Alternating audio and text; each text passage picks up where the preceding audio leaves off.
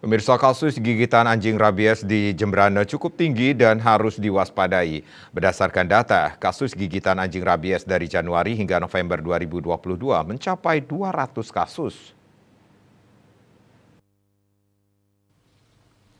Kepala Bidang Kesehatan Hewan, Kesehatan Masyarakat Veteriner Dinas Pertanian dan Pangan Jembrana, Iwayan Widarse mengatakan dari 51 desa kelurahan di Jembrana, tercatat hanya ada 4 yang menjadi zero kasus gigitan anjing rabies.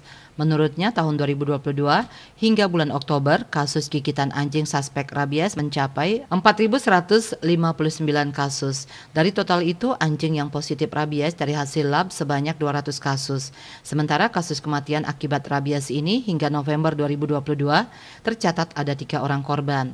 Seluruh korban gigitan anjing yang terjadi selama tahun 2022 ini sudah mendapatkan vaksin anti rabies VAR. Tahun 2019 hingga 2022 ini, anggaran direfocusing untuk penanganan pandemi COVID-19 sehingga vaksinasi massal tidak dilakukan. Hanya dilakukan vaksin emergensi saat adanya kasus gigitan.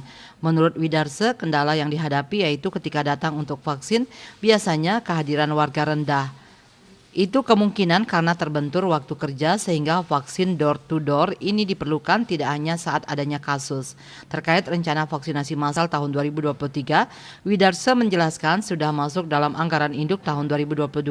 Pihaknya menganggarkan sebanyak 12.000 dosis vaksin untuk kegiatan vaksinasi massal. Dan Pos melaporkan.